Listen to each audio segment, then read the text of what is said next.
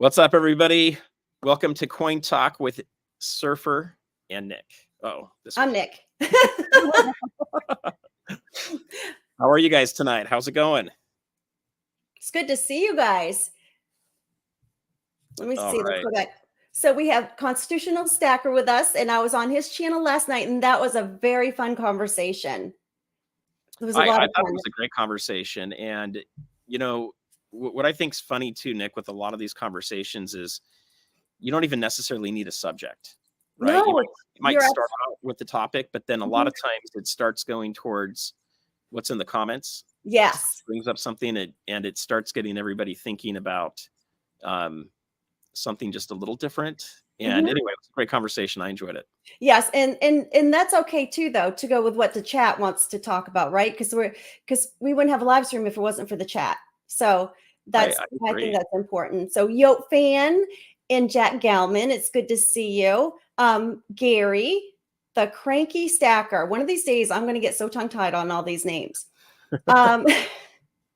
Knox Stacks is here. It's good to see you. Good to have you guys in here. OC Stackers in as well. Oh, and Steve okay. Woods. I haven't seen Steve on a live stream for a little while. How are you doing, buddy? Oh my gosh, the chat, it just went. I'm losing everybody. Steve Woods, OC Stacker, Deslogic, and Kanye Friday, and Silvers, Ellie. Silva Wolverine. And he joined us last night as well, and that was fun. We had a good time. I got to rag him on the Morgans, as usual. Yes, that's fun. Eli, it's good to see you. And so I was teasing him, but I said, you have the exclusive because I got something in Monday and I'm super excited. And it's not going to go over like I was going to have it planned for tonight because I'm freezing. I got my sweatshirt on, but yes, I'm decked out in Patriot gear. And I started putting, it was kind of, like a season. Well, it is an season. I was kind of wanting to forget it, but I started putting my stuff back out because usually I'll have it during, football. So I just started with a little bit. Hi, Jeff. So I'm going to share with you what I got from the New England Patriots. And I did start messaging with Silver Wolverine a little bit too, and talking about, maybe wondering if we could send this in for grading or a grading company. Hi, Gold Maple. Wanted to see if, what I could do with this to go further with it. But I don't know. We're going to look into that. And so I have to show you the package first, because when I saw this in my mailbox, you can't imagine my heartbeat. Seriously, because this is the ultimate. Bet your heart dropped on that one. It is, because ever since I started with YouTube and coin collecting, I said, once I get one of those flip coins, a field used flip coin, I'm done. I'm done. I'm really not done, but that is my ultimate. That was my ultimate goal, to have one in my stack. So, well, here's the package. Then you see the Patriot emblem, and it didn't have the address, the return address, but I already know that it's 1 Patriot Way, Foxborough, Massachusetts. So I didn't need that. And I didn't show this last night. I even got a magnet from them of all the games. Nice. And again, oops, I was upside down, but all the season, and they pretty much lost every single one of them, because usually I'd put the W's and the L's, but we already know that. So without further ado, my game kickoff coin. Look at that. It says kickoff and National Football League, and it says game coin. And I'm really not sure why this is there, but I did email the Patriots again. So I'm sure they'll let me know. And then on the other side, it says New England. Hi, Gunny. And Gunny, yes, you guys will be hearing about this again too. So sorry, not sorry, but this is not going to be the end of me telling this story over and over and over again. Is it going to get framed? Are you going to get it graded? What are you thinking? Well, I think it would be neat, because I've never seen any, honest. I've tried and I've looked for years for one of these. I've never seen one. And so I have seen some that have gone up for auction for charity. Okay. Did you know that Mac Jones, I swear. I'm going to fire him. Hi, Nickel. It's good to see you. I'm going to fire him. Maple, welcome. So yeah, I was thinking, hi, Two Brother Stacking. It's good to see you. I was thinking about it. I was thinking about, what we could do with it. If not, it is so going in the frame, and it's going to be the biggest frame you've ever seen. My name is nobody. All these names. It's going to be the biggest frame, and I slept with it under my pillow last night. Yeah, No, I'm kidding. Personally, if it looks like it's in really good condition, It really is in great I would at least condition. call up whichever grading service you like the most and ask them about it. Yeah, it's in excellent condition. Hi, Randy Matthews. Good to see you. Did you see my coin, Randy? It's not really a coin, but I mean, it's a flip coin nevertheless. So I'm going to take it out of the capsule on one of these, and then I'm going to make sure I never wear my white gloves. Honest. I know how to hold coins, but I'm getting my white gloves out, because if this touched the sacred field of Gillette Stadium, there's no way I'm going to touch and rub that grass off. I'm hoping there's a piece of grass or whatever they have, turf.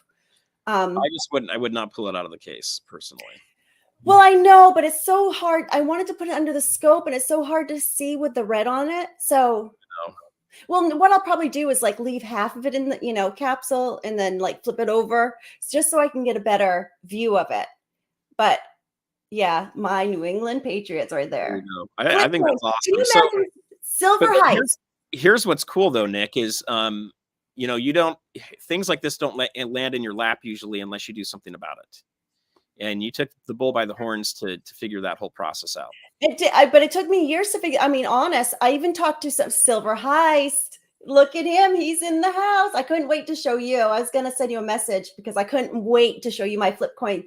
And the funny thing is that I had emailed them. I had contacted them by phone and left them a message. I got an email Friday afternoon. And they said, and I gave them the whole story, whatever. And so they said, I have one sitting right here. What's your address? I was like, okay, we'll see if this, So that was Friday afternoon, 3:00 in the afternoon. Monday, I get it in my mailbox. I'm like, the Patriots are not only the best team in the world. Well, not this year, but they are. But they have the best owner. They're the best to their fans. The whole 9 yards. You guys you've had an incredible run. And many records have been made, or I should say broken and created. And think of how many memories you have with your family. Oh my gosh. And more to come. And, I'm telling you, this is the ultimate. So I think it's awesome. Anyways, yes. And it's been used in Gillette. I think it's awesome. Oh, I forgot to tell Silver High. So they said the COA is coming. They're going to mail it a little later because they're going to have Robert Kraft sign the COA for me. Oh, that's awesome. Yeah. Oh, so if you can, and you get a hold of PCS or NGC, and they say, yes, we'll grade that. I think it would be awesome to get it graded. I think so too. It'd be awesome to frame it like in a shadow box or something like that. And I've got plenty of those. And you can have something else, a picture of the stadium behind you or in the frame. You can do a cool shadow box with that whole thing and have it hanging out there. I think it'd be awesome.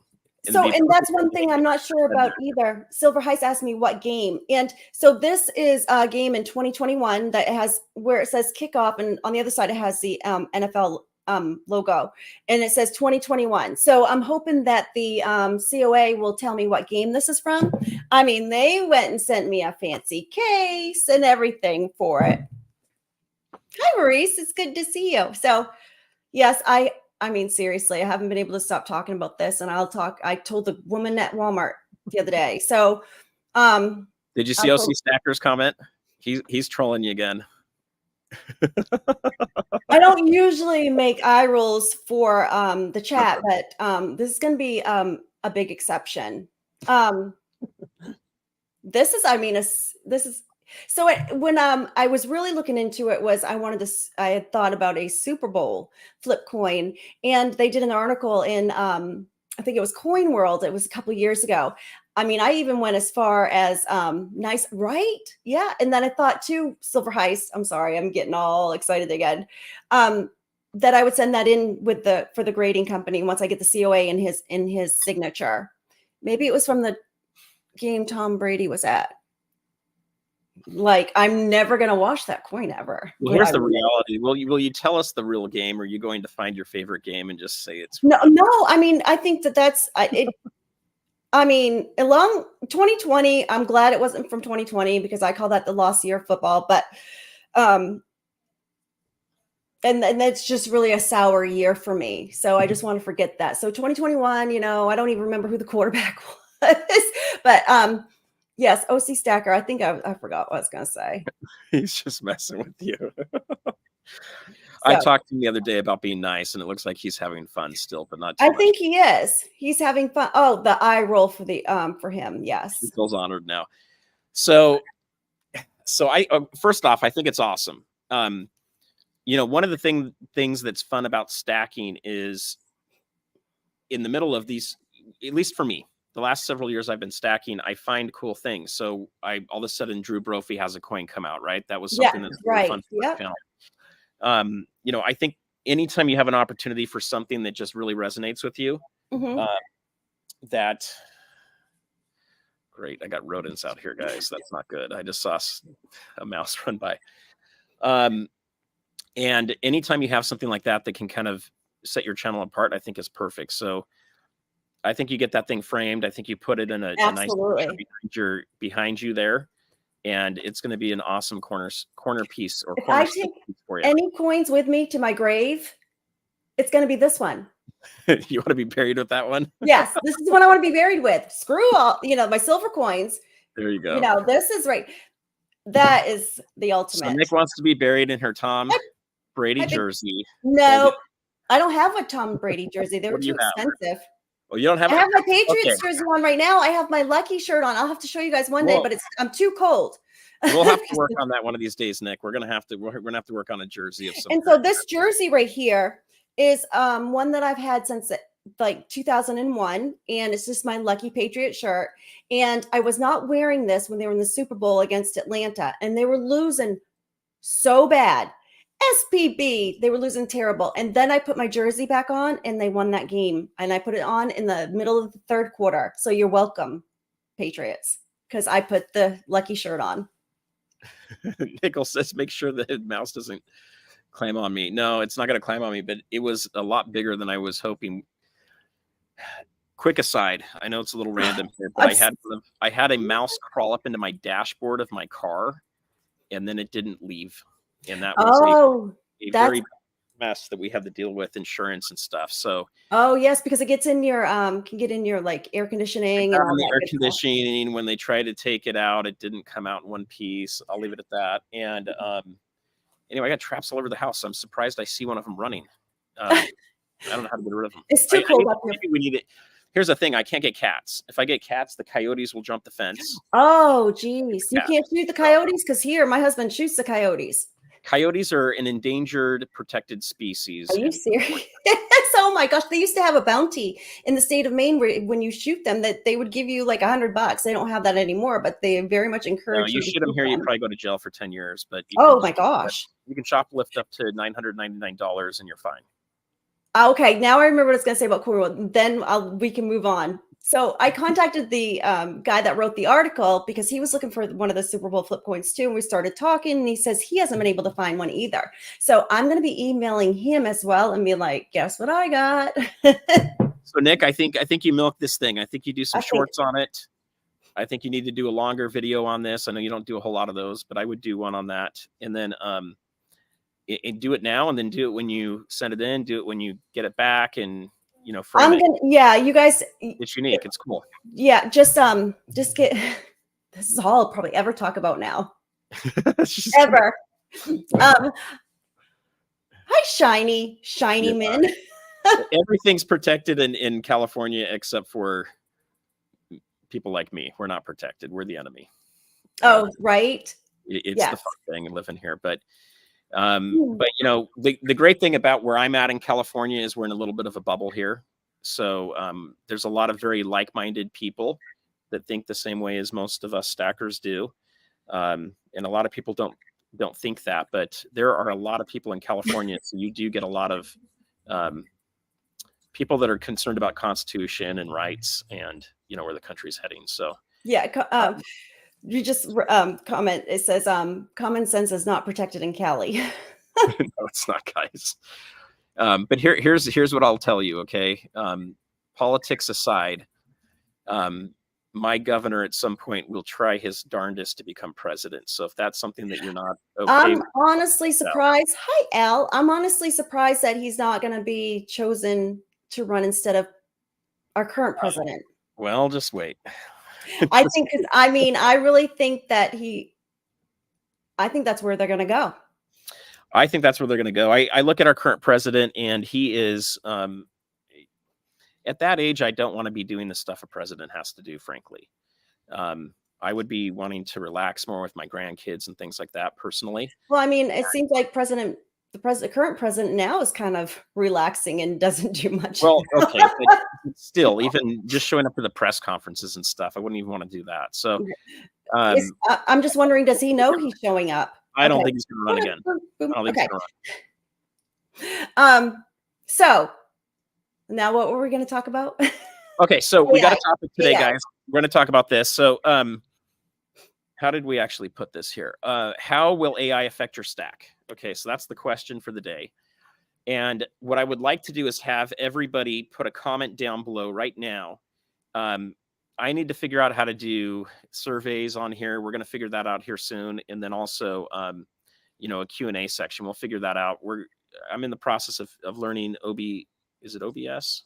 This is StreamYards. But StreamYard, but the other one is OBS that lets you do a few more things to it. Hi, Middle Dragon. Do you want to give us a little bit of your background with AI? And sure. Yeah. Okay. So here's my background on AI. I've got a master's degree from Northwestern University, and in the program I went to, we learn about advertising, public relations, and database marketing. And a lot of what we learned in database marketing is what you would refer to as predictive analytics.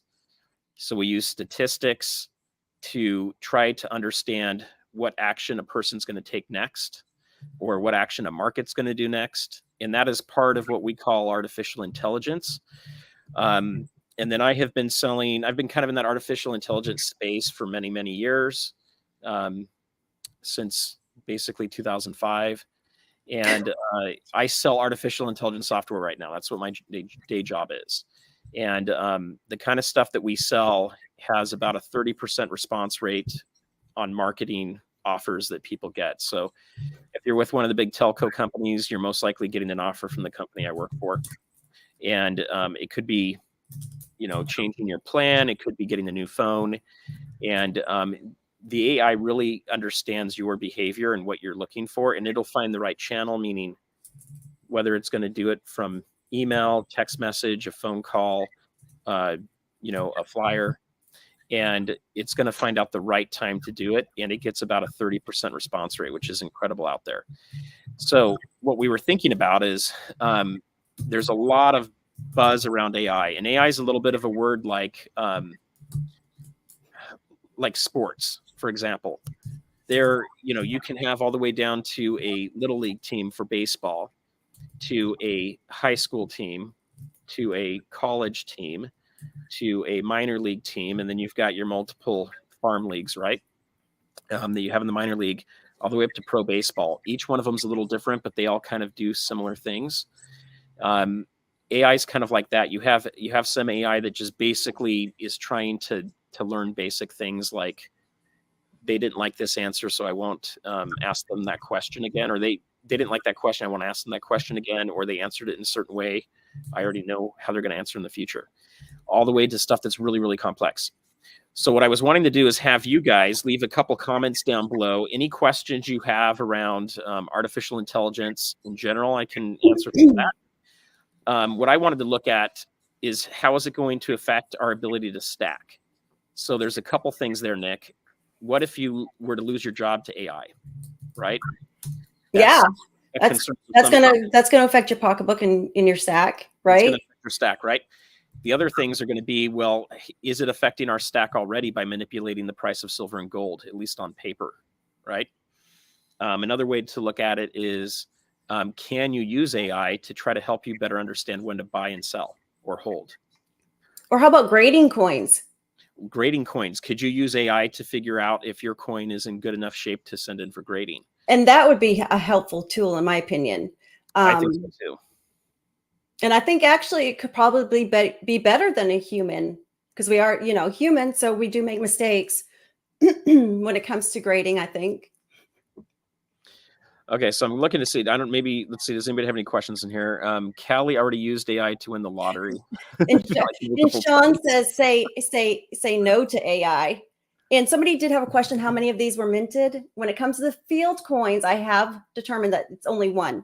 Now with the Super Bowl, they do, hey, Gypsy Wolves, they will make about 25,000, I believe. Don't quote me on that. I don't remember. It's been a long time since I looked, like last Super Bowl, but I forgot. And they throw them all up at the same time. You guys just don't see it on camera.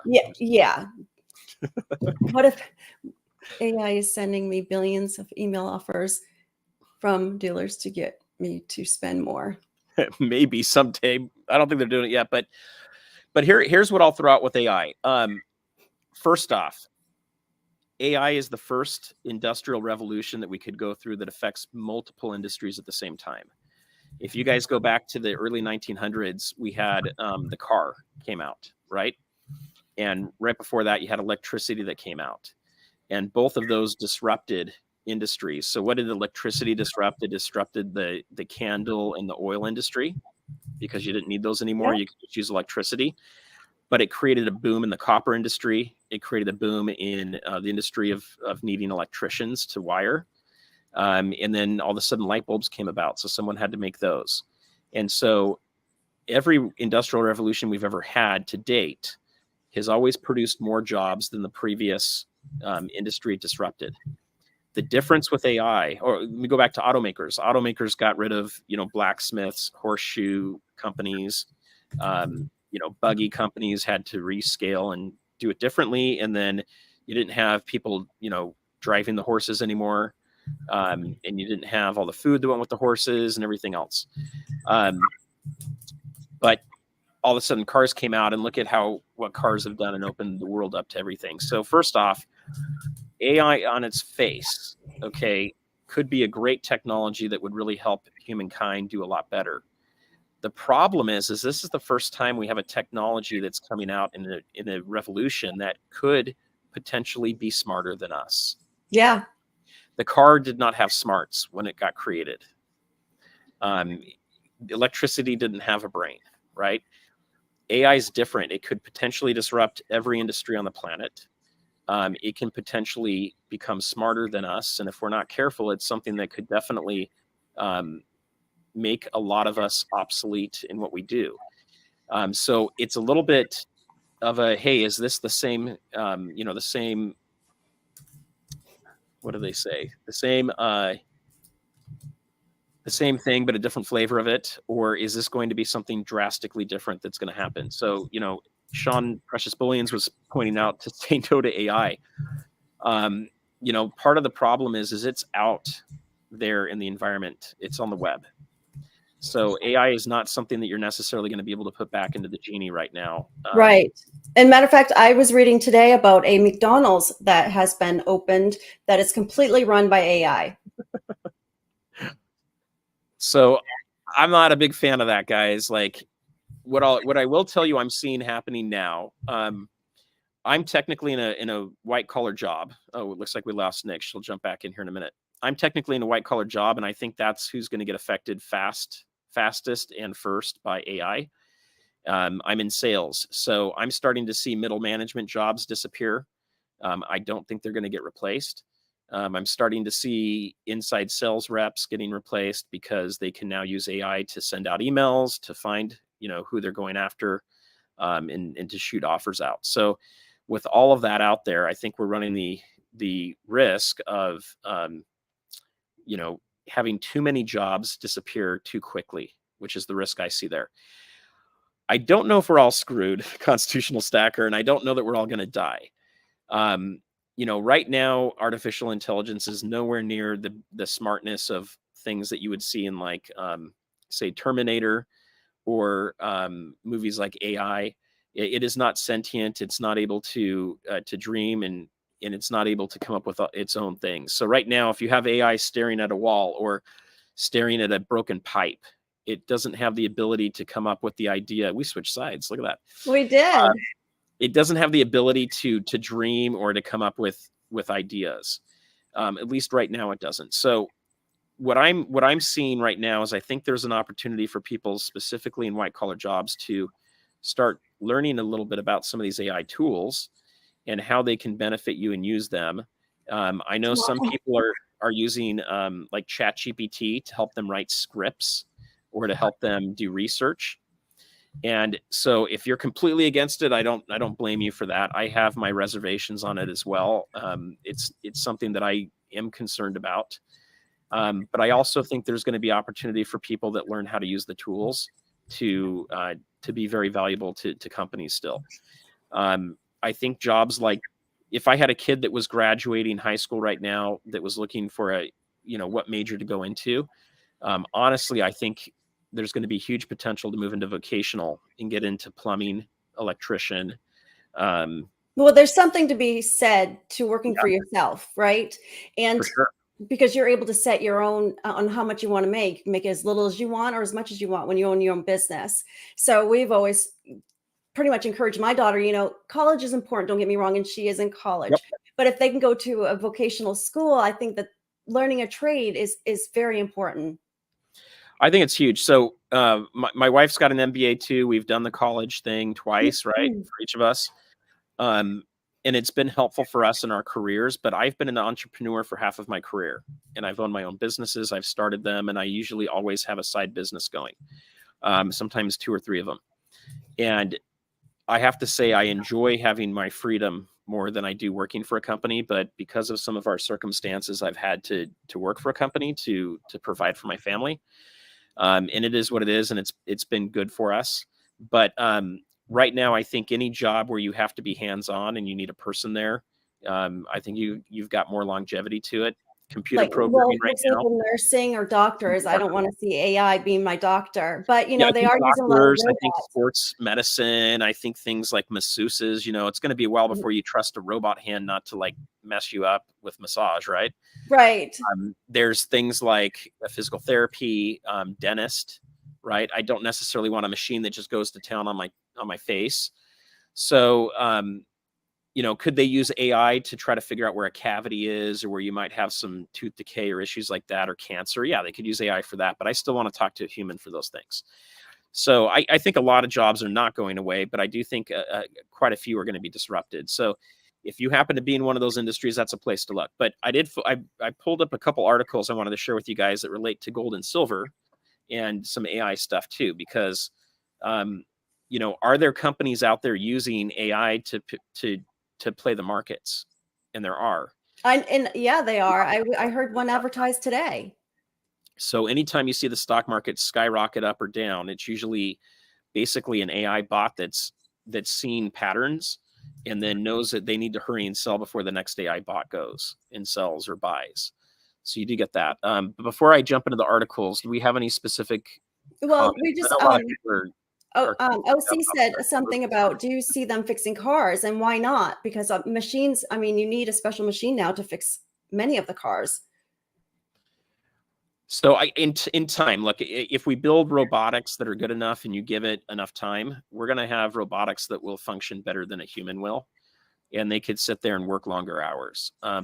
And, then people will work on the robots, but eventually robots will work on the robots, right? Mm-hmm. So, the real thing is going to come down to how much do we want to allow them to be involved in that? And then the real question is, can they have a soul? If they can't have a soul, they can't have consciousness to the level we do. They keep not unless they're programmed to have it, right? Not unless they're really close to mimicking it very well, but they still won't have that same inspiration and creativity that you get. They're not going to have that intuition, right? Can you build it in? You can, but it's still programmed. So it's going to be based on the person that programmed it. The bigger issue with AI, and this is a little bit political, is it depends on who's programming the AI. If you've got a really angry person that doesn't like families, for example, and doesn't like people owning their own home. And they're building this AI to do all this stuff. It's going to have a bias towards people living in a city and, you know, being single. Just throwing that out there. If they've got a political But with bias, that being said, that's not much different than being brainwashed it's not. by It's not. people, right? Right now, people don't want to work, so Wolverine said. And Two Brothers said something interesting too. You know, and you talked about this as well, Stacker, is having more than one way to generate income. Yeah, guys. So, you know, look, Thank you for joining us. as a YouTuber right now, any of you guys that are looking into this, you have the ability to hire someone to help you edit down the road. Right now, my channel's small enough I can do all this stuff on my own, and I also don't have revenue coming in to pay someone. But I talked to a colleague that's another YouTuber a few weeks ago at the Silver Symposium, and he's doing really well. His channel's very professional. He's got people that are helping him with the content of writing. He's got people that edit. He's got a camera person, and he probably has a social media person. So he's probably got at least 3 or 4 people that are working for him. So you can employ a person to help you with that. Or there's now AI tools that will take a long 15-minute video and chop it up into 10 shorts, and you can throw that all out onto social media. A lot of the shorts that you guys are watching on social media are not created by people. They're created by AI. Well, I even saw where I could get an app where I could have AI do my text messaging for me. And if you've ever received a text message, you're probably going to tell me to purchase that as fast as I can, because I don't edit and I just type, and I do text to talk or talk to text, and it never comes out right. And then I'm always like, darn, I should edit, but I don't, who's got time for that?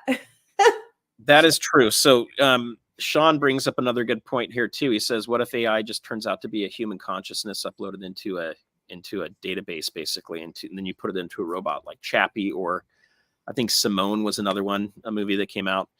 And maybe, guys, maybe we'll figure out how to move the brain into that. And you know what?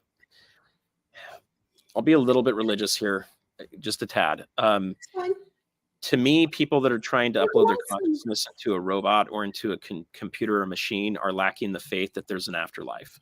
Okay.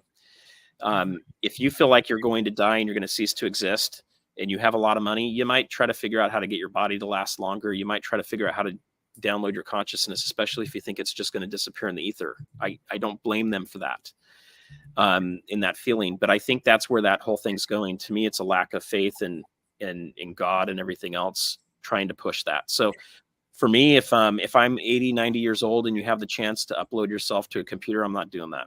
That's not the way I'm going. Now, did I hear you say that you have a coin that was made by AI? I do. I don't know if I'm going to be able to get to it. Okay. I'll have to see if I can get to it at the end. So I have a coin.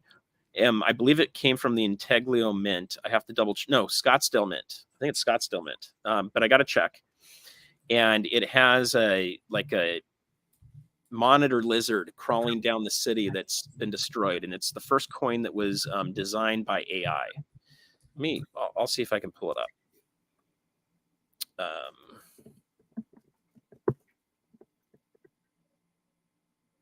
Let's see if we can find it. And that could be true. We have a comment here that says, I think big government is way ahead of what we are being told when it comes to this stuff. And I bet they are. Yeah, that's the scary part. And you know, because I asked her for myself, I said, could they do soldiers to fight in war? Why not? They have tanks. Smart Studio, and we had freaking awesome Tiger. Been told by a friend that's very connected in with military that multiple countries have tried putting AI into into like a sandbox, which is like a closed off from the rest of the world environment. And AI tried to destroy the country that was implementing it. So it turned very quickly on them and tried to take them out. So look, if you build AI that's angry and mean and is looking for a fight, that's all it's going to know what to do, right? It's like a bully. If you build AI that's very peaceful and that's all it can think of and it's helpful for that, and you can build the rules, you got a better chance. But hey, things can happen, right? They call it a ghost in the machine when something just goes kind of crazy and wrong. So here's what I would say. What worries me the most about AI is it's the first technology that allows the technology to get smarter. So ChatGPT, I think, is becoming like 10 times smarter every year, every other year, something like that. You give it a whole decade, these things are going to be way smarter than the collective consciousness of humans. So it's going to come down to the way we do it. So, guys, if you have concerns about AI, you can write your senator, right? You can write to your House of Representatives and say, And awesome. they're not able to stop anything. You can tell they're them not, they're not able to stop anything, but one of the things that's very slow is any kind of regulation on this, right? So yes, but that's always slow to follow. I mean, we still don't have regulations when it comes to personal drones that people can fly over someone's yard. we don't, and I had one go right And past my privacy issues. Now, bedroom. I did have one that flew over my yard, and the second time it did it, I pointed my 38 at it, and it never did it again. So, yeah, so but people are using their laws are drones not all the caught up time. with a lot of things. Sure. It's very slow, right? So where I'm, what I'm mostly concerned at when it comes to AI stuff is, it's knowing the truth, right? So one of the things that we like to look at as stackers is we're trying to figure out, can we keep our freedom? Can we do what we want to do? Can we, take care of our families? Do we have, the rights to the constitutional rights that we have, especially here in the U.S.? One of the things I worry about AI in particular, outside of job issues, is the issue around information, right? So this whole term came up of misinformation a few years ago, and misinformation is being dubbed whatever the person that's in charge of deciding what misinformation is. But if you guys have seen any of the deep fakes, you can create a video of any person that you have enough footage of them. So for example, there's enough footage of me now on YouTube and Nick on YouTube. You could put it into an AI engine and it could create a video as we're talking right now. And wow. it would be pretty good. You probably really would not notice too much, except it would be a little bit glitchy. But you give it another 2 or 3 years, and there's going to be people that are not real Nick that will have YouTube channels. Well, I mean, I think we're gonna have a hard time seeing it when we're looking at a video or a picture, what's real and what's not real. Yeah. And I thought I saw Nickel said that umps are now, they're using AI for umps. Oh gosh. That takes the fun out of it a little bit, I would think. Nickel Stacking saying that Tiger uses AI for his videos. Tiger, you're going to have to defend yourself on that one, or let us know. But here's the deal, guys. If you're using AI for things to help you, I don't necessarily think that's a bad word or a bad thing. You guys have got to make that call on your own if you think it's bad or not. Where I have a hard time with AI is when we start talking things like social credit and ESG. And we start talking about things that have to do with like your carbon credit score. And that is starting to be implemented. That's where I get very concerned, because at this time, I know even small banks are using it. Right? Like in person, I've heard things. I can't go into much more detail than that. So, I don't necessarily think what I'm doing is bad for my job. We have a very good product, and it does help a lot of people. Could it be used for bad? Surveillance. Anything could be, right? A lot of things will help. You can have a lot of things that are good for good, right? Bullets and the weapons that shoot them can hunt, so you can eat, and they can also protect you, and they can also be used for crime. So you have a good to bad on all of these things. You've got the AI cars, right, that drive themselves. So, and they've had some issues with those as well. I mean, it's not like they've been foolproof. I mean, we've heard of several that have passed away because they got in an accident. So that's something I'm not, It is true. So, what are you going to do if you get to a city that only has AI, self-driving cars? Do you not take a taxi, to get on a bike? So there's going to be things we'll have to figure out. But like anything, you guys get to right now, you still get to decide how much of it you're going to interact with. So if you don't want anything to do with it, avoid this stuff, right?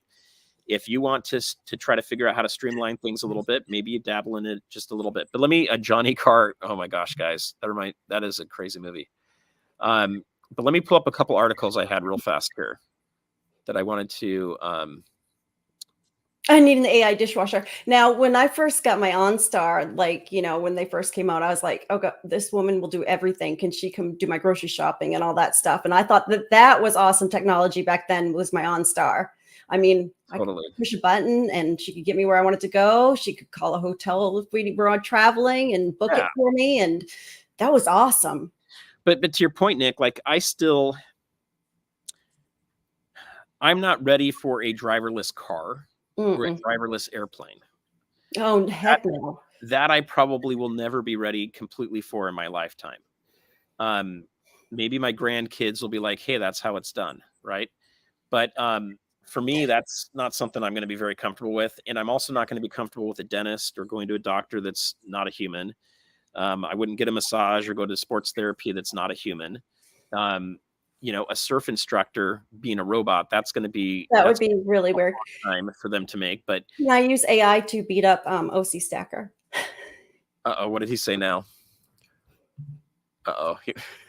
he's he's trolling you still. It's either OC Stacker or Tiger. Those guys love to troll us, don't they? Yeah, So well, yes, for you, Tiger. so I do have an article here. Is it better for me to just read it to me? I'll just read it to Yeah, you guys go ahead. versus Yeah, showing you. How's that? that's good. Okay, so this is from Pew Research Center. Okay, so they're pretty credible people. This was July 26th of this year, and it says which U.S. workers are more exposed to AI on their jobs.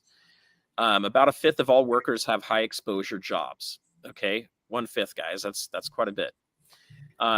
Women, Asian, college educated, and higher paid workers are more exposed. Okay, that's interesting. Okay, But so those read that again, please. I'm trying to. women, Women. Okay.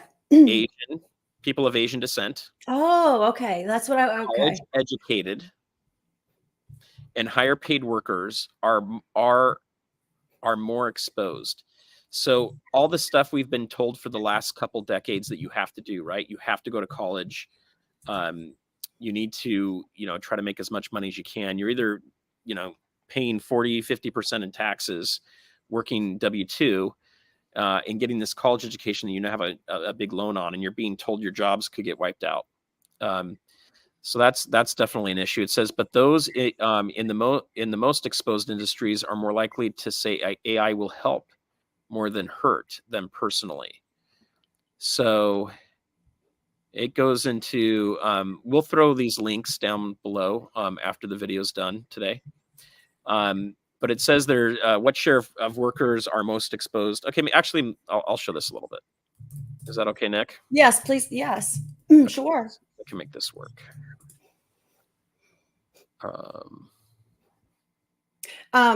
Steve Woods would like to know how to invest in AI. That's a good question. That is a good question. That's a So, very. I think that is the one. Okay. So, as far as investing in AI, one of the things I would recommend is there's the best way to invest in AI right now is going to be looking at the companies that are publicly traded today. I shouldn't say the best, the easiest way to invest in AI. It's going to be your big digital technology companies like your Google, your Adobe, your Salesforce. Some of these big tech companies, Microsoft, they are all investing pretty heavily in AI, and you can trade those companies and buy them now. So Google's pretty heavily invested in a lot of that stuff. So if you believe self-driving cars are going to be the future, if you believe that AI is going to be the future, those are some of the companies you probably want to go and investigate, right? So I'm not giving you guys financial advice. I'm just sharing with you some of the places to go look. ABC. Yeah, that's Google, I believe. There's going to be a ton of companies coming out. So there's a VC fund that contacted me that goes after people from different universities. And there's a fund with Northwestern that does AI. So I'm still debating on what I'm going to do with it right now, looking to maybe free up some capital. But there's an opportunity to invest in 30 startup companies. The problem with AI is it's moving so quickly.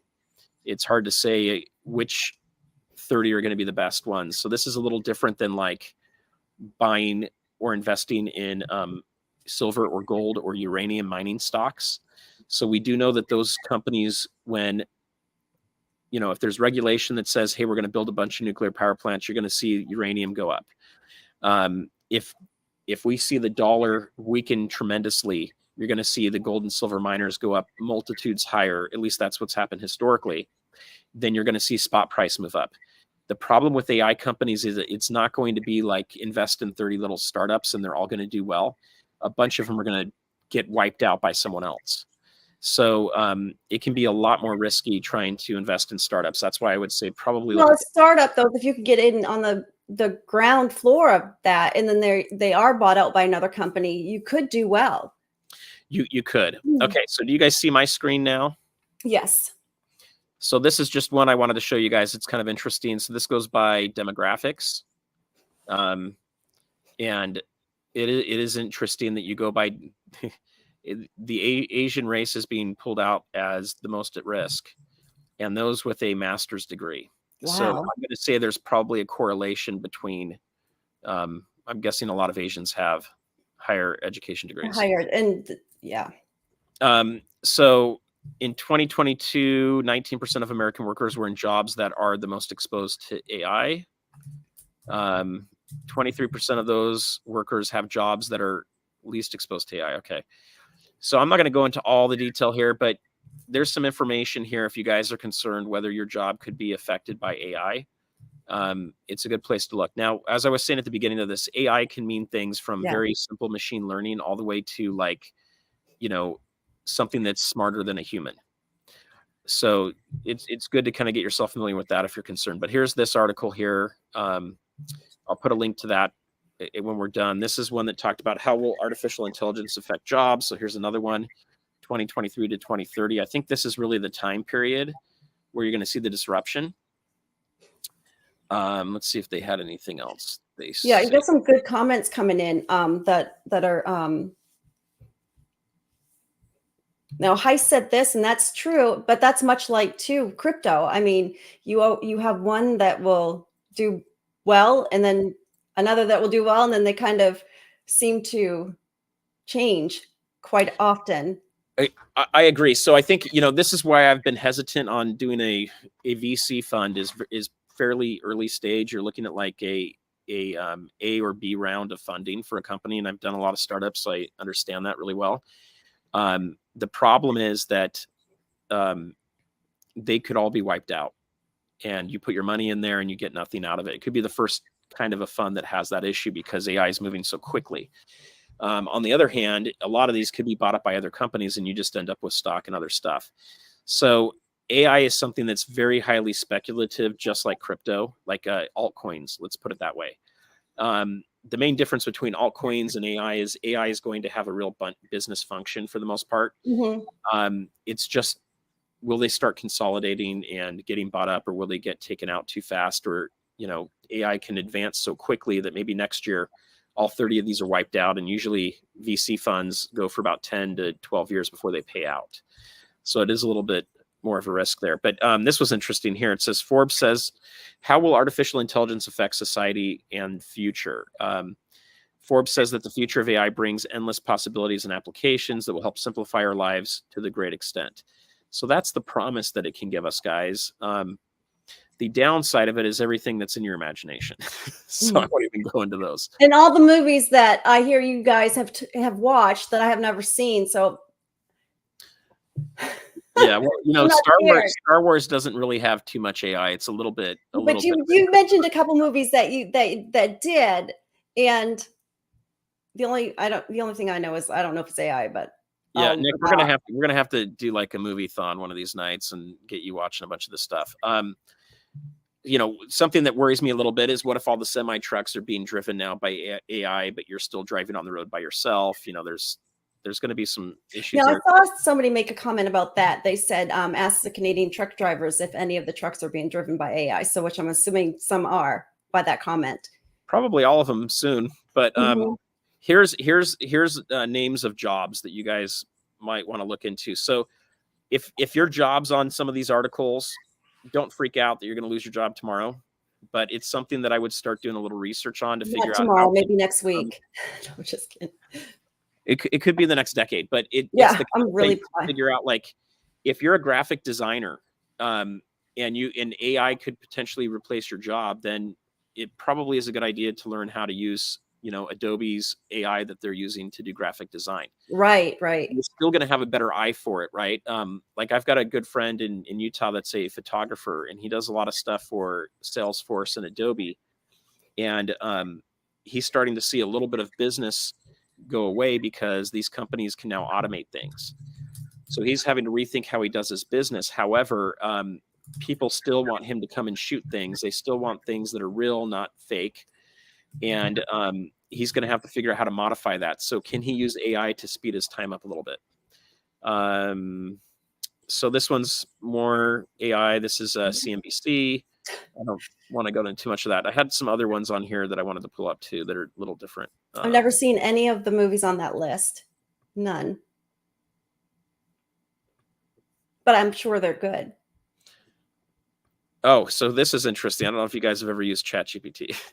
So I asked, how will AI change your finances and ability to make payments? How will this apply to people who stack gold and silver bullion or collectible coins? And it spit this answer out in like less than a minute, Nick. I don't know Wow. if you've done that before, but That's crazy. it talked about enhanced financial management, automated payments, risk assessment, personalized investment strategies, improved security, market analysis, predictive analytics. That's kind of my field. Streamlined transactions and personalized alerts.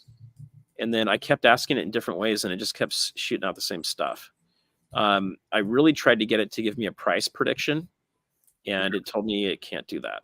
But it looks like there's some tools that are starting to come out. It said there are tools that will do financial news and analysis services, trading and investment platforms, market data providers, AI powered research firms, robo advisors, and financial news chatbots.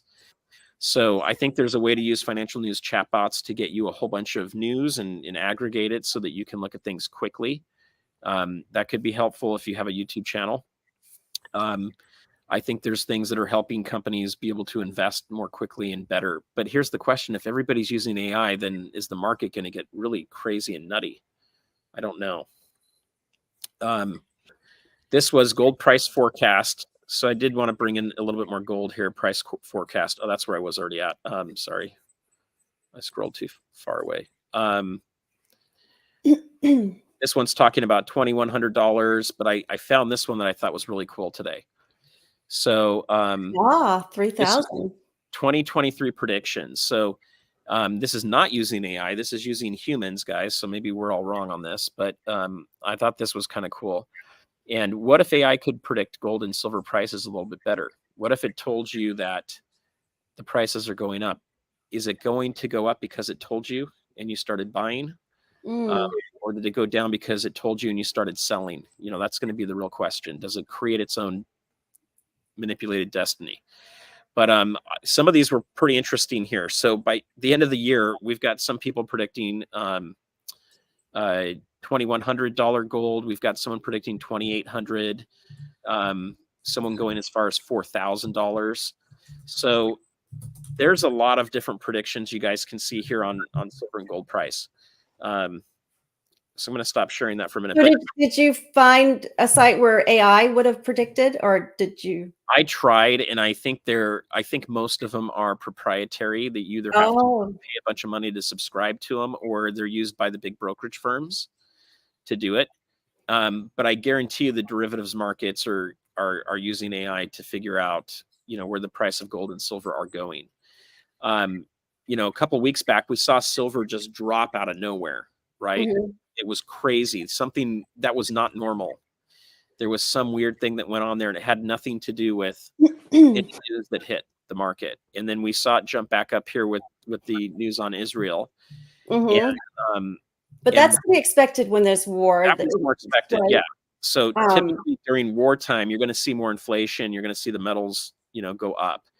The real question we're running into right now, in my opinion, is going to be how serious does the war get? Do we get drawn into a 2-front war? Do we get drawn into a 3-front war? Mm-hmm.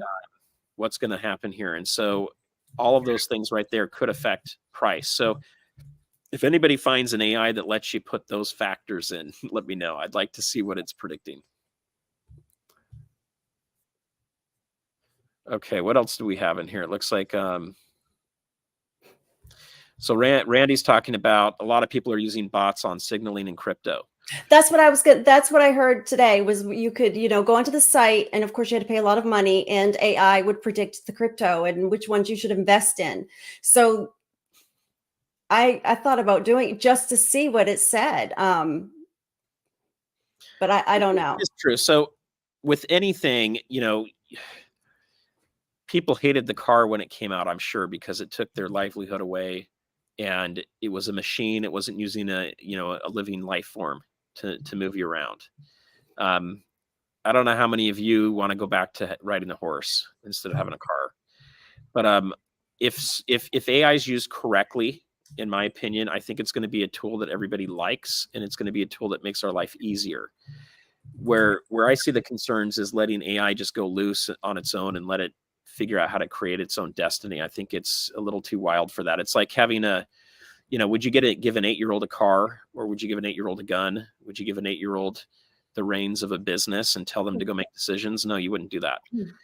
And even if AI gets smarter to the point where it's more like an adult, which it's not there yet, at least the ones we know about, I still don't think it's wise to give it complete reins. And I think this idea of trying to create a better human in something that's smarter than us, I think that's a dangerous game we've got to be very careful with. But I think that that's possibly happening. And it doesn't mean it has to be in this country. It could be happening in other countries that we don't know about. Yeah. We don't know what they're developing. We don't. And so Tiger brings up another good point here too. So where does price action go from here, guys? It is hard to say, but I can tell you and I also come from a banking family, so I do have a very extensive banking background. What I can tell you is a lot of the banks are not in great shape, especially regional banks. If you have money in regional banks, I'd recommend getting a second bank and moving some of your money around. I think it's good to have some money close to hand in case you can't get to ATMs for a certain period of time. Just regular stacking stuff, having some gold and silver with you. I vault most of my stuff far away from my house because I show my face and I have a YouTube channel, and we have robberies in our neighborhood, which is just wonderful. And they break safes. So, I either got to go spend $10,000 on a safe, or I've got to vault it somewhere else. And get, like a jeweler safe, which is like hardcore. And if you forget the code, you're never getting into the thing. What would you say a regional bank? What would you consider a regional bank? And that's going to be a smaller. Yeah. So, the banks that are national are really like your top 6 or 7 banks. Everything after that is going to be regional. I don't want to name any specific names. I work with, for example, my husband happens to work for a regional bank. Yes. So a regional bank is one that is probably, it's not in every state. Regional. So I'll say his is in New England. So yes. That's the region, and East Coast, so, New England. When you're talking about your big 5, those guys, those are national banks. You're going to have your regional banks. The reason the regional banks are at risk is they have a lot of loans out on commercial real estate, and the commercial real estate is not doing super well right now because people are spending less at stores. And I would say that's regional as well, though, right? It is very regional. And then the other issue is office space. There's a lot of office space that people aren't returning to, which is also regional. If you live in the suburbs, you're less affected by it. Right. If you live in a downtown city like New York or Los Angeles, you're going to be more affected by it, at least in your area. And a lot of those banks, as you guys know, they only have to hold anywhere from about 10 to 2 pennies of every dollar you give them in deposits. And a lot of them have been taking a good chunk of that and putting that into bonds, and that's true. And that's why they'll say too, like the commercial lenders make the money for the bank, and then the depositor, right? They do. So think of this, Nick. If you owned a bank and I owned a office building in New York, if all of a sudden 50% of the people don't come into the office anymore, and the companies decide they don't want to pay me anymore. About every 3 years, I have to get a new interest rate percentage. Mhm. So I might be going from a 3% loan up to 8%. And if my building is not very occupied, it may not be worth it financially for me to hold on to the building. I may decide to give it back to you. If I give it back to you and I was paying you $1 million a month in income, right, from interest, and maybe some principal on that, you no longer have that $1 million coming in, and you have a building you can't sell. And that's the risk that the regional banks have, is that they start to have too many of those situations. And then all of a sudden the people in the chat go to the bank and they say, hey, I'd like to get some cash out. And you start to have a run on the bank situation. So I'm not saying you guys have to take everything out. I'm not saying there's going to be a big run on it, or we're going to see a massive collapse right now. It's possible. But what's going to happen. There also is a difference in a shareholder bank and one that's not owned by the shareholders. Yes.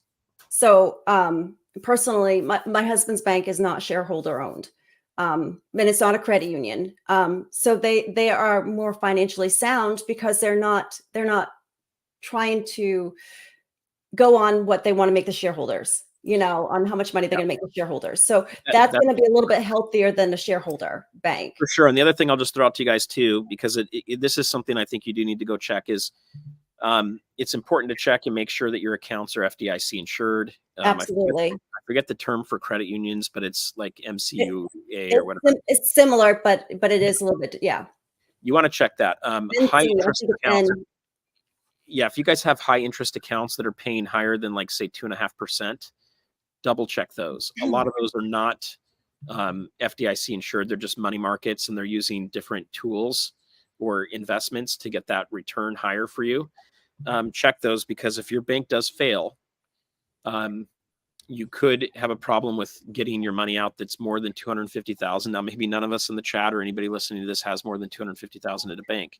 If you do, you could lose that. And even if it's below that, you can have an issue where the bank goes down, and if the Fed doesn't have the money, and there's too many of them that happen at the same time, the Fed may not have the money to pay out the FDIC insurance in a timely fashion. Yeah. They don't have any requirements to pay that out quickly. It can take years and decades, from what I hear. But with that said, we're all stackers, right? So we should be kind of diversifying our portfolio of wealth, and kind of be looking out for that. So I still have cash at my bank because I've got to operate, and I don't want to have too much with me in any one period of time. But I do spread it out, so I've got multiple. Yes. Things that I use. And so my husband's profession, we know what that is, and I can say that we do our own stacking of food and lead and silver and gold and etc., and don't keep all our cash in the bank. It's not home. Yeah. I'll say that it's not here, but we'll just say it's not held up in the banks, because that is one thing that is computers. If they go down, you can't get into your bank account. You can't even get into your safety deposit box if the computer systems were to go down, because a lot of them are by handprint or so you've got to know how to get your hand on stuff, and that's not uncommon. I mean, I agree. And if you're not holding it at your home or in another location that you have access to, that is not, like Nick's saying, going through all these digital biometric stuff, right? You do have third-party risk if it's held somewhere else. Okay. I have third-party risk using a vaulting facility. But to me, it's less of a risk than having the bank hold it in other places. So, you got to look out for that. But the last thing I'll just say about this too is, I think the smart thing for everybody is to, is to diversify yourself a little bit on these things. Okay. A lot of people say, if you don't hold it, you don't own it. Yeah, kind of technically. It just depends on how bad things get. And here's the other thing too. You're not necessarily going to need all your stack right at once either. So I'm not totally worried about that. Okay, what do we have? You need to diversify your NFL coin. You're gonna go far. Yeah, as long as you have this, and guess what? I do. Well, here's one last thing I'll just rub to, the crypto fans out there. First off, I'm not going to completely beat down on crypto and say it's, the devil and you can't own any of it and it's horrible. What I will tell you is crypto is the Wild West. So if you're into volatility, that's a place that you might want to play in. But if you're not into volatility, you got to be very careful with it. But when you're looking at things like that, people always say you can't move very much silver or gold. And then they want to bring up this whole international thing. I don't know about you, but I don't ever send money overseas. I don't either. And like in my own state or maybe a state or two away. I'm never like, that is not a good argument for me to go overseas. And if you're worried that you have to leave the country and go hide in another country, we're on a whole different playing field. Like that's not something I'm looking at either. But you can have coins like the one Nick has that can hold a tremendous amount of value. This has so much value. You guys don't even understand. I mean, I'm surprised I'm even showing people. I probably should just like buy. I should get AI to protect this for me. There you go. She's going to make a fake replica and put that in the framed box, and that one's going to go in some underground facility. Yes, vaulted. I'm serious about that. So Constitutional Stacker, he does send money overseas. So if you send money overseas, you may want to do, you may want to look at some crypto stuff because that can be easier for you to do. And the same thing with crypto though as well. It's like if the computer systems go down, are you going to be able to get your crypto? How is that going to work? So you want to diversify that. So look, now I've got friends that are big Bitcoin guys and they say, yeah, but it doesn't go, you don't lose it. Okay, well, what if you have no electricity in the United States for a year or 6 months or, a week even? Just a week on its own could be something that definitely throws off your game. It doesn't have to be a major time. And then the other thing I would throw out there too is I'm getting paper statements again from my banks. I want to be able to have a pretty recent statement. Okay. I'm sorry, Sufer. I know this is important, but I mean, seriously, SPB. I thought this when I saw AI, I was thinking, oh, it's going to be a really great comment for Sufer to see. And then I see this. I mean, are you kidding me right now? Oh gosh. So, well, here's the real thing though, Nick. Is the coin serrated on the edges or is it possibly shaved? It's smooth. I don't know. I can't see really good. That's smooth. But I will when I get my white gloves out, I will take this out and then I'll show you guys again because I will be showing you guys multiple times. Is it an ounce? This is gonna be my new picture on my. I mean, this is gonna be like the. There you go. Hey Nick, does it say an ounce on there? You might have to measure that. Make sure that they don't. It's not silver. It's not an ounce of silver. I don't know what it is. All I know is it's a bunch of awesomeness. That's what I could say this is. So that might be, that's going to be a priceless thing. But what I will throw out there is it is possible to get a gold coin that's worth $1 million. And it doesn't even have to be an ounce and you can move that stuff pretty easily. So anyway, that's my last I'm with him. So that's why. What percentage of cash should people have at home? So at home, like in your safe? Yeah. So here's my rule of thumb. Okay. So not financial advice, but maybe, my philosophy on this. So, my first thing is you can't eat cash. You can't eat gold. You can't eat silver. You can't eat gasoline. You can't eat Q-tips, whatever you have at your house. I think you need to be really secure. I would say somewhere in the range of 3 to 6 months of food storage. If you can't afford that, then start off with a couple days, work your way up to a week or two. Oh my gosh, they're just going to troll you all night. And I'm sorry because I have things I want to say and it's serious stuff, but I mean, they keep distracting me. I'm so sorry, Sufer. He said we're going to disagree with me again because I mean, it is important stuff. Now, what were you saying? What was your answer? So here's my answer. First off, I would focus on having some extra food stuff at home. So you guys, I filmed a video 1.5 years ago that I have not put out yet, and I need to just edit it and get it out there. But you can go and make food that will last 30 years, buying some Mylar bags off of Amazon and going and buying 25-pound bags of food from Costco. Okay. You can make food and you can make like, I'd have to look at it, but I think it's going to be around 100 pounds of food for, $50, somewhere around there. Don't quote me on the exact amount, but you can make some food that'll last a very long time, store it the right way. And that's the first thing I would do. The second thing I would look at is if things go really crazy and go out for 3 days or a week, or, you know, we've got a war or terrorism or something else that's going, I think it's good to have probably about 2 weeks to 4 weeks worth of cash on hand to pay your expenses, you know, so you don't necessarily need to buy food if you have your food storage, right? So you're just looking at things like getting gas. You're looking at things like, I don't know, potentially Well, it pulling. would be good to have gas on hand, you know, in gas Yeah, cans, right? I can't store it here. It's not like allowed in California Oh, to store it well, very see, we easily. do, and we have a generator, so we always make sure we Yeah. have plenty of So gas, that's good. and and and in our household, we want to at least have this is minimum 3 months of funds that we could pay our bills, you know, you know, our well, not wants, but our needs.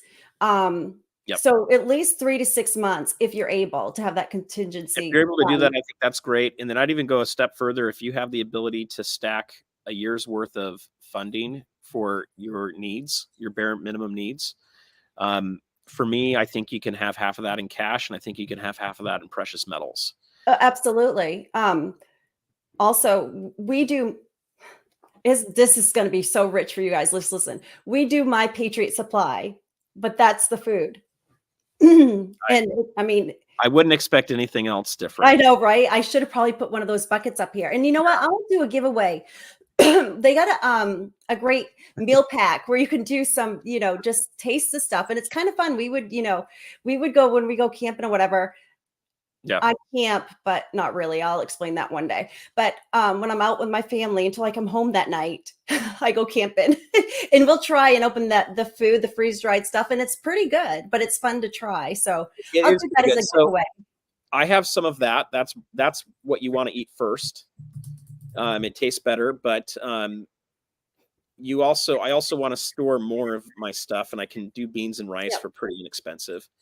Yeah, we do that as well. But yeah, I need to do that on mine too. Like there's a ton of stuff on Amazon. I'll probably set up an Amazon affiliate link here soon.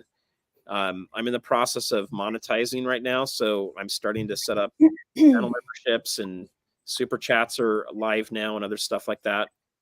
So I'm just trying to get that stuff kind of ready. But there's some great deals on Amazon right now where you can buy. I think it's Mountain House that has a lot of stuff on sale, or maybe Augustin Farms is one, and then Four Patriots is another one out of Utah that I've heard a lot about. Oh, okay. So I've heard that one too. That they get confused because Yeah, so I want to try a few of these first, and then and we've had really good experience with My Patriot Supply, and it's also. But I also wanted to try the company that you're speaking about as well. I do not hunt, but if I'm hungry and I got desperate, I would hunt. And I just live in the area where we have excellent game up here that we could hunt. So, and we also have and water is going to be important as well, right? And we do have a stream in fresh water and river feeds it. So, yeah, so Constitutional Stacker, I don't have any Mountain House, but that's a name I know that's out there. I haven't bought any of that. Recently, I bought some maybe 15 years ago and gave it to my sister when we moved. Well, oh, that's interesting. 8 years ago, I gave her all my food storage when I moved because she needed it more than I did. She has a big family and doesn't have, her husband's a police officer and they don't have as much fun. Oh, So that's a nice. massive stack of food. And then we've got gluten allergies and peanut allergies in my house. So we've had to do more things like rice and beans. A lot of the freeze-dried stuff isn't going to work for us. So anyway, with that, each of these companies is a little different how they pack it. The price, you got to look at the pricing and the amount of calories too to make sure you're getting what you think you're getting. Yeah, there was another thing too. It's called Jace Case, and they have antibiotics, and you can actually your first order you get free antibiotics and antibiotics that come with it, and then also the first aid kit because all of that's going to be important. But I think that's going to be all part of that, plus having cash on hand. I think so too. And the other thing I'll throw out there, being a religious dude, is I think there's going to be times for miracles. I think there's going to be times for faith, and I think there's going to be times for community to pull together. And so what I don't want people doing is freaking out and worrying about how crazy things may get. Do what you can to get prepared start watching some videos, start learning about it, and do what's in your budget. Do not go take out a massive loan to go buy, a year's supply of food storage. I don't recommend doing that, but get yourself prepared, kind of dollar cost average into it, just like you are with metals. And then from there, Mm, you have what you can have, and the rest of it, you guys are going to figure out by pulling together if things really get hairy. yeah. Yeah, 50-pound bags. So I think that's what I have. I've been using I'll show you guys when I get my video finished. It's the largest family-owned farm in the United States that I have that brings me in semi-trucks these massive bags of food. I've got 4 big bags of oatmeal. So I might even, maybe I'll do that as part of a live stream one of these nights where I'll open one up and show you guys how to make it. It's like really simple and easy. And it can also be used for barter too. I guarantee you I'll be able to get more value for a bag of oatmeal, a 5-pound bag of oatmeal, than you guys are for a silver, 10-ounce bar. I bet they'll go for the same amount if people are hungry. Hey, Flag City, it's good to see you. Um, and I read a comment, I think that it said something about, yes, we do have very strict game laws and hunting laws in this area, but if it's a situation to where I'm having to hunt myself or we're all hungry, we're having to hunt, I don't think those are going to really be in play. No, so I got to call it now. It's Knox Stack. He is my first super chat. Thank you, Knox. Oh, look at that. I guess it's turned on now. awesome. I didn't know if it was That's on yet. great.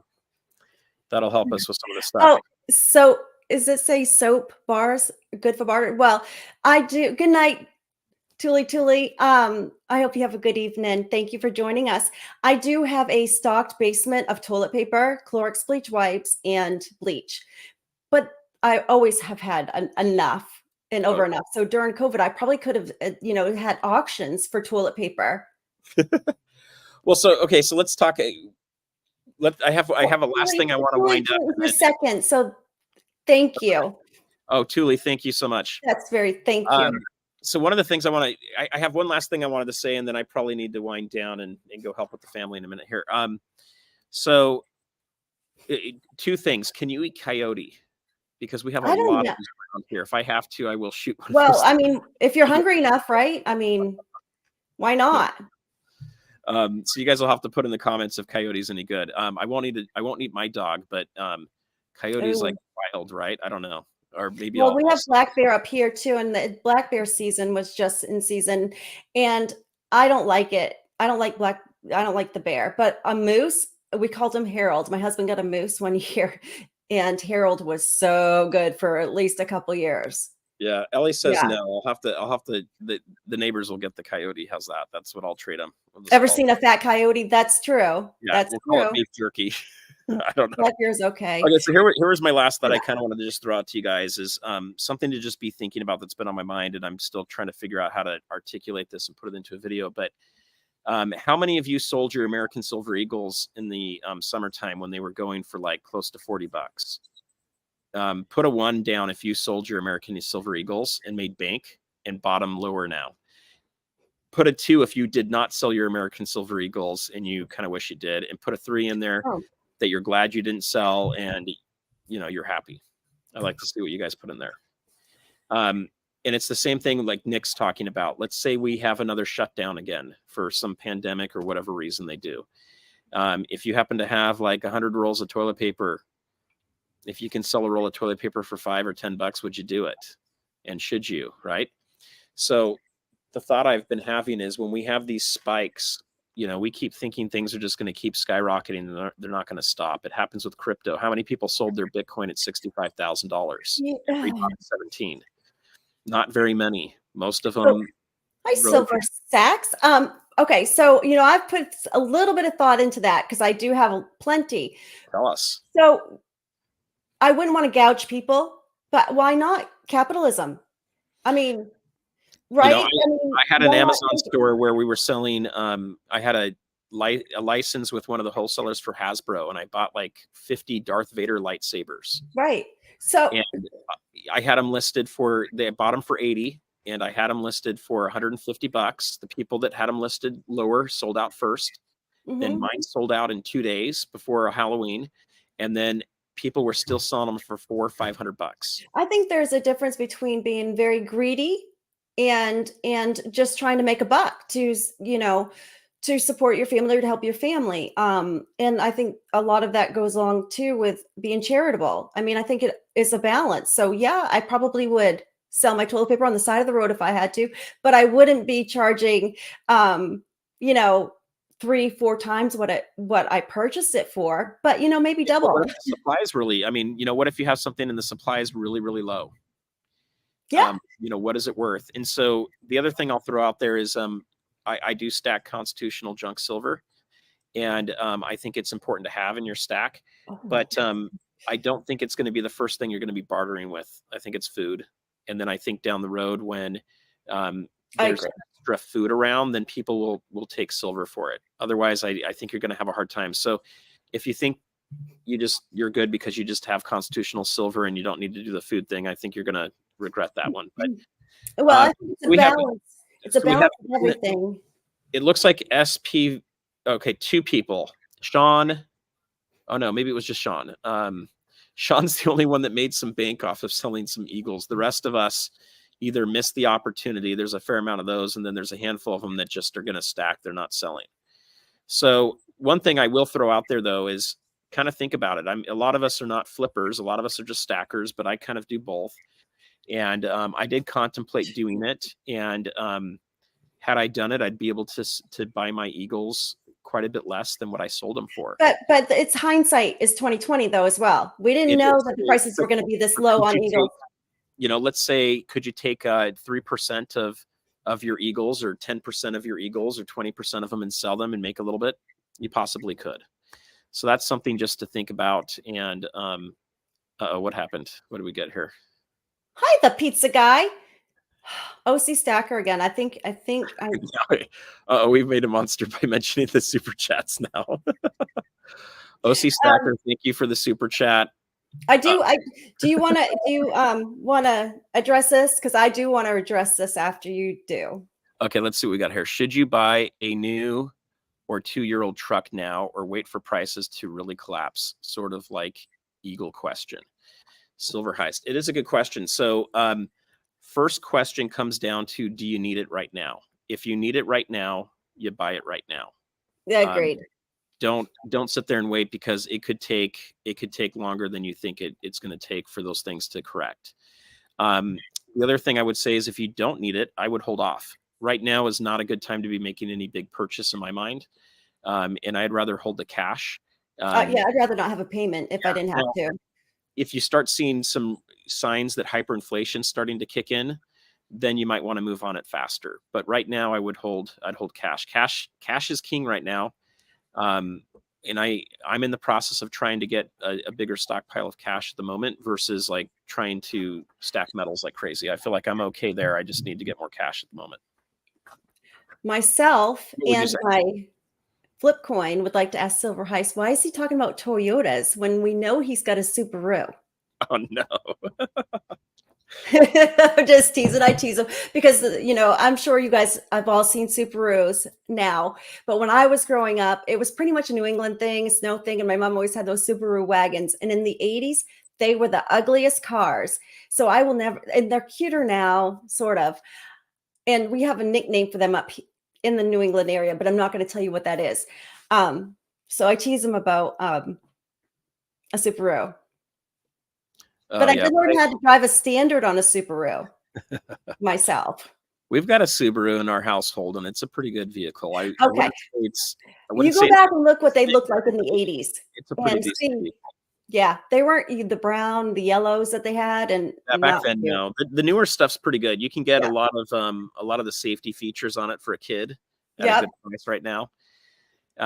Especially if you're in snowy area, you can get it's 4-wheel drive, and that's exactly why my dad wanted my mom to have those when we were growing up, is because 4-wheel drive in the snow. They were one of the first cars to have that option.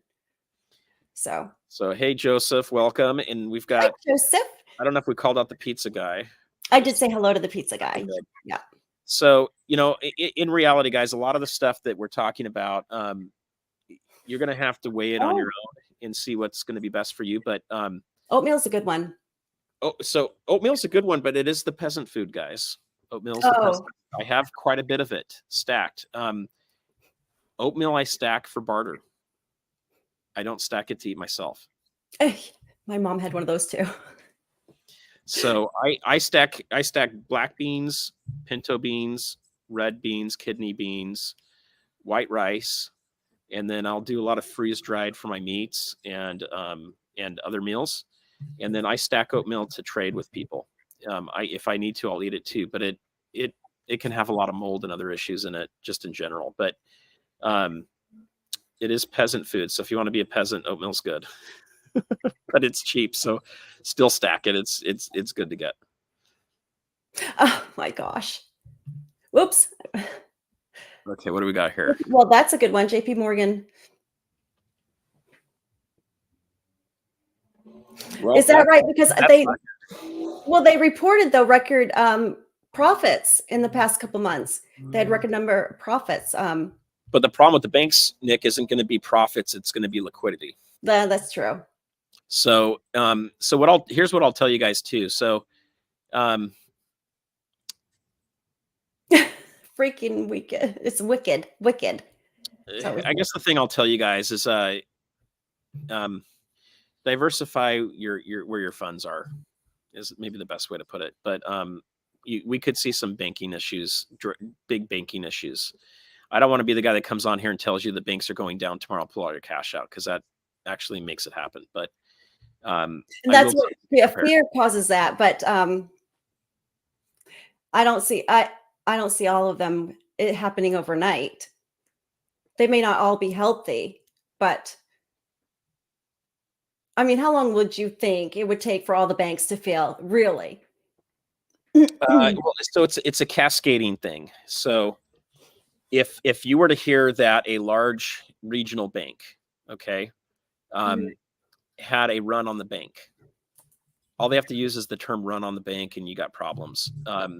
People will start going to their banks pretty fast. So. By the way, there's been a lot of bank failures already this year that you guys don't even know about. I think there's been quite a few. I'm noticing bank signs disappearing, and you see a new one on there. And so they're slowly happening right now, and they're not telling you about it, and they're calling them mergers. Okay, so yeah, so we've had a lot of those where people's and bank failures, but what they're doing is they're merging them right before they fail. So they're getting down to liquidity, and they're doing that. And then a lot of the banks are going and pulling money out of the discount window.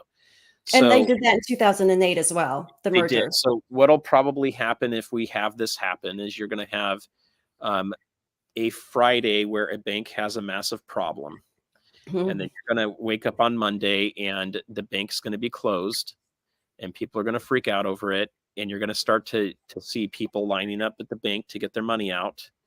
And then there's going to be some rumor. Someone puts on a text message that goes out there and says, hey, one of the other banks is going down, and you're going to start having people try to pull their money out. So you could have a very fast cascading effect of days to a couple weeks to where a lot of them.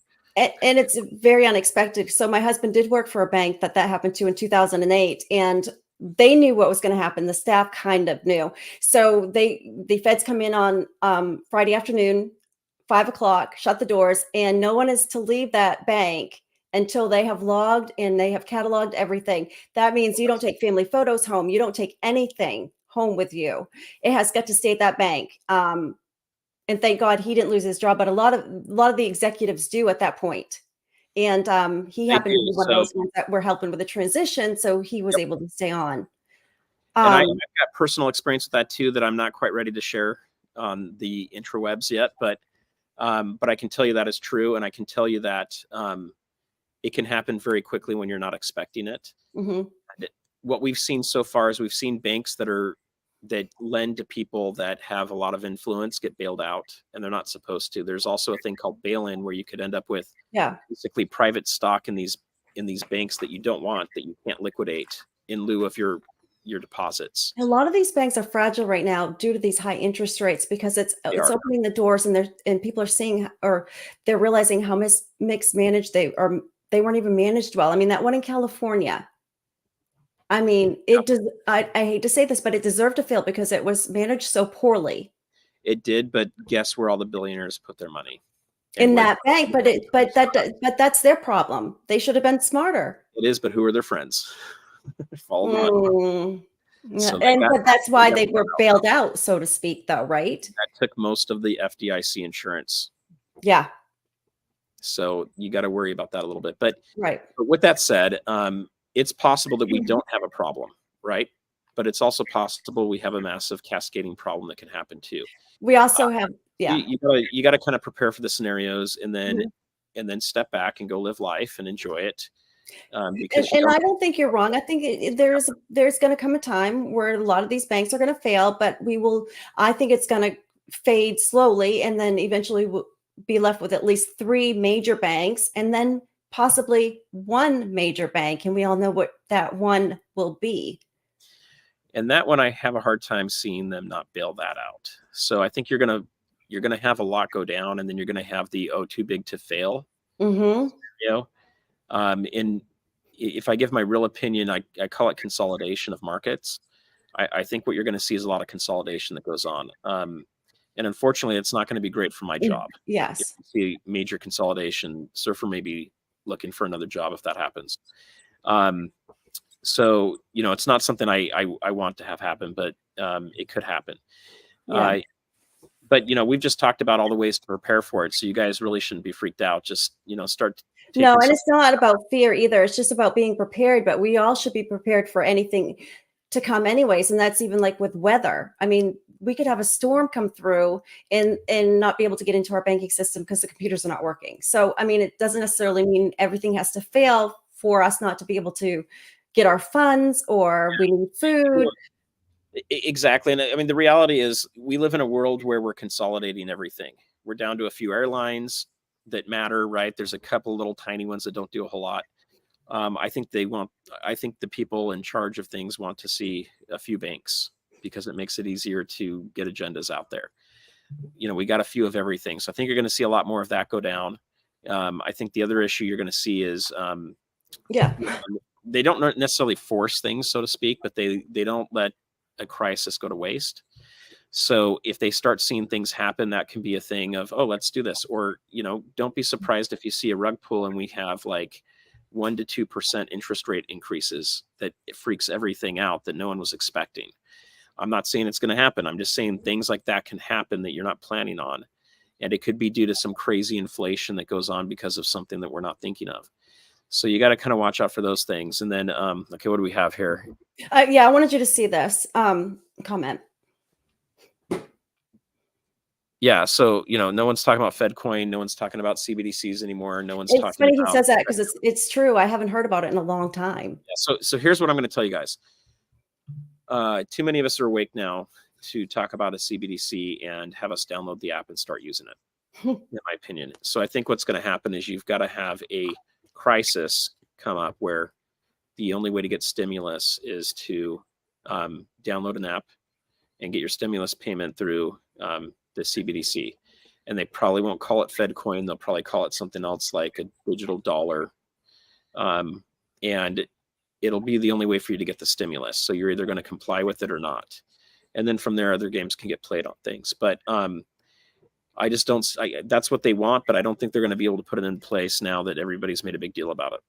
But I mean, eventually that could come though when you get your IRS refund to have that IRS refund or your welfare. I mean, I don't know what you call them, but your handout. So they can very easily come out with this. They can basically come out and say, okay, hey guys, here's what we're going to do. You want your Medicaid, Medicare stuff, it's coming through this way. You want your Social Security, it's coming through this way. You want tax return, it's coming through this way. That's the only way we're paying the tax return. They can come out and say, this is the way we're doing stimulus, right? So it doesn't have to be for everything. It can just be for some big things. And then the question is, what can you then turn around to use that money on? And it may be that it works at grocery stores and places like Amazon, but it may not work at a coin store, right? So my biggest concern is when something like that comes out, it's just a matter of time before it gets harder for them to tinfoil Tuesdays. It can get harder for them to do that stuff. So yeah, you guys, look, it might be tinfoil, but it really may not be. So here's the deal with anything in life, you got to look at percentages. So if you think there's a 10% chance this stuff's happening, probably don't need to worry too much about it. But if you think there's an 80% chance of it happening, you probably should prepare a little bit more in your mind. So I'm not going to tell you guys what's going to happen because I don't know. I don't have a crystal ball. You know, I feel like I'm way too early to doing a lot of this stuff, and it could take a lot longer. But that COVID thing came so fast, I was not expecting it. And that's just it. We didn't think that we would be shut up in the house during COVID. I mean, everybody kept saying, "Oh, they're going to start." You know, we never thought that could happen, and it did. We never Yeah. thought the supply lines were going to be, you know, as slow as they were, and they still are. And I'm not even going to go into the alien invasion stuff. If you see aliens invading, I don't even know. I'm not I even going to mean, go into that right now. you know, you never know because they're having, you know, Congress. They're talking to it about in Congress. So They're talking about stuff. So I wouldn't put anything past anybody anymore. And, you know, deep fake and who knows what's real anymore. But the reality is the reality is you got to take care of your nice. family, and you got to figure out who you can trust in your neighborhood and who you can chat with, and who's like-minded. Those are going to be your most I, important. for one, will never have to have that because I don't get a tax refund because we don't overpay with our paychecks. We pay what we're supposed to pay, and at the end, we owe zero. So, and they owe us zero. So I'm not going to It is a great way to do it. because I mean, until the government starts paying me interest, I'm not going to overpay within my paycheck or my husband's paycheck. I agree. You know, the sad thing is I almost pay as much to California as I do to my federal, which is insane. Well, they used to call, well, HICE is in here, but I know Maine state taxes are wicked high, but they used to call Massachusetts Taxachusetts. Yeah. And No, they get a nickname for those drivers as well. if you make enough money, you go up to like, I think it's up to 15 or 16% in California. Oh, geez. I mean, It can get nuts. and what your gas is what at $6 right now? If you go to Costco, you might be able to get it for like $5.50. A lot of the other places are pretty close to It's $6. still expensive. In Northern California, we refine a lot of the gas here in LA. You go up to Northern California and they got to ship it up there. They're like $6.50. Can we bring this back to the important stuff now? How much do you think I can get this? How much gas do you think I can get with this thing? Well, look, here's the deal with anything like that, guys. So let's just say it's 1 ounce of silver, right, Nick? Let's just pretend it's a 1 ounce. I mean, it's worth so much more than that, though, Surfer. Here's the thing with all this stuff, guys. And I'm you need to have a diverse stack when it comes to gold and silver investing or stacking. You don't want to have to sell that, right? That's going to be the last thing absolutely not ever. But if you're hungry and someone's willing to take it for, you know, a loaf of bread, you may do it at some point, but you don't want to have to get there. So it's important to have very inexpensive silver. It's, you know, I think it's important to have silver that holds its value, which is like the Spider-Man coins and a few things like that. You know, that can be a part of your stack and it's kind of fun. It probably shouldn't be a big part of it. And then for me, I like stuff that's also historical that they're not making any more of, which, you know, constitutional meets that for both sides, right? Not making any more of it. And it's fairly inexpensive silver and it's in small quantities. But Morgan and Peace dollars can be great if you can get your hands on them. I love my Walking Liberties. I can't. Yep. Oh, okay. So he said he missed what coin this was. So I have to answer the question. Okay. It is and I need to call it a night here in a minute. Okay. A New England Patriot flip coin, but it was game used on the field. 2021. So how many of you have one of those? And the only thing that I'd probably give away is this schedule that they sent me that it's a magnet. There you go. She's going to sign it. No, I'm not, because this is the worst season, that I can remember in a long time. So I don't want to put my name onto this. Yeah, well, so here's the thing, guys. Go out there and try to see if you can find one of those coins and how much they're going for. There you go. But now that I give you all my tips, I'm going to tell you how to get. Don't tell them how to get one. Just, you know, go to see if you can even find one of those on eBay. I bet there's been one that's sold before, but I bet you can't find one. I've just recently found some because my intention was not to get one from the New England Patriots. My intention was to ask them, where can I find one? And they do have several that not the Patriots, but like the Jets are selling a couple right now for charity, and nobody wants those anyways. You got a $1 bin so far. It looks like they're starting to bid on this thing. We probably need to down before we'd be here all night long if you're going to start at 1. Because if you ever overpaid for something, you're going to overpay for this. Would you trade Nick, would you trade How do I throw it up there? How did you do that? Oh, there we go. What about this? Trade your sister for a newer. No, because I got my coin now. I mean, no. Ask me again in a year or so. Go Steelers.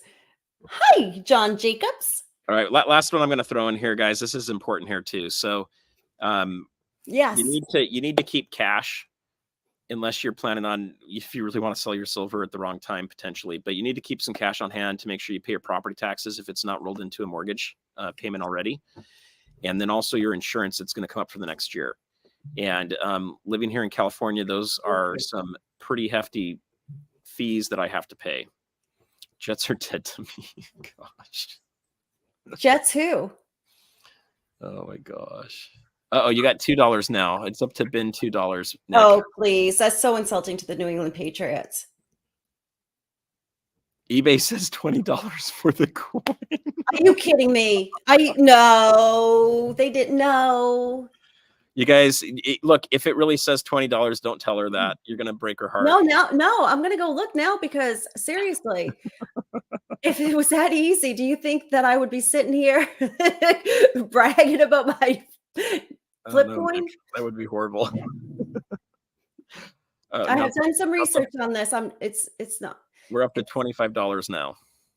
Or maybe it's $25. It doesn't say bin, so it could be $25. They found it. All right. We're gonna keep the coin off, guys. I don't want to ruin Nick's night. She's now nothing can ruin this night because I just know that it probably is not a real officially game used flip coin.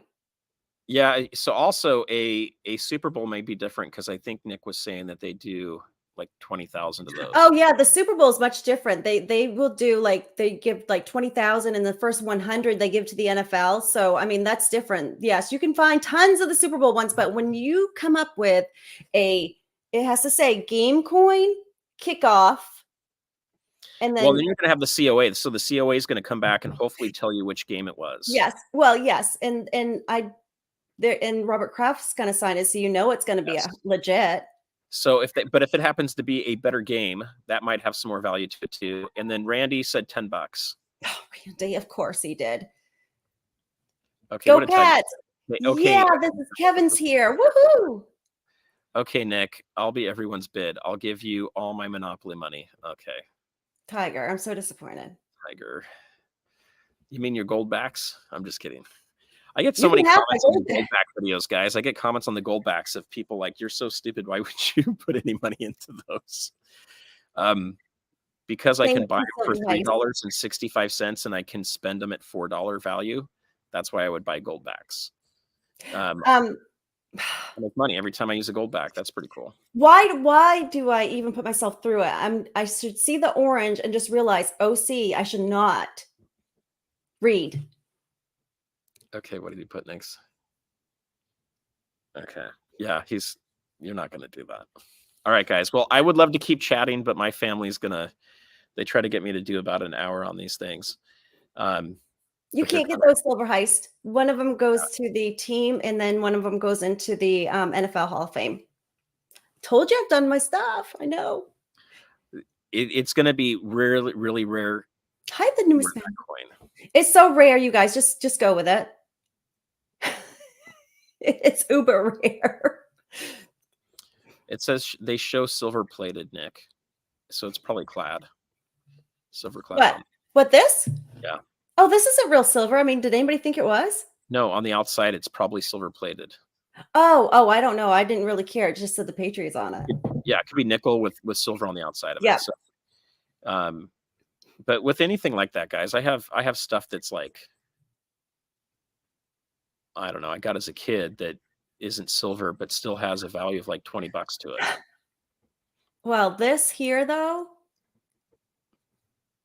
I don't know if you could put a number on it. No, I didn't know. No, I know for sure this isn't silver, you guys. I mean, the football players might be trying to steal it off the field if it was. That's funny. Oh, but you know what? I should probably go out there and do a toss with it to see how it, falls and to see if they could have maybe manipulated this coin a little bit, maybe to go on the, Patriot side a little bit more. Just kidding, because I know the Patriots would never. In there. The Patriots would never do that. Seriously, you guys. Be careful. I don't want to give them any ideas. Okay, well, I know you got to get going, and it's late in New England. It's 11. You guys are up late. Oh my gosh, it's almost midnight in New England. I just got carried away with my New England Patriot flip. Well, it was fun, Nick. I enjoyed the chat. Thank you. Yes. Maybe it is Tinfoil Tuesdays. That would be kind of a funny show to do. Send me a hat. Honestly, I'll make it my new crown. The last thing with it, though, Nick, is we didn't cover anything that isn't like out of the mainstream media today. Right. It may not be talked about heavily right at the moment, but it has been in the past. And you guys, the reality is things are just crazy out there. So, but it's coming. Be ready for something crazy. Flipgate coming soon. Oh my gosh, I'm really having fun with this chat tonight. I am having fun with you guys. Bye. See you Thursday. See ya Thursday, guys.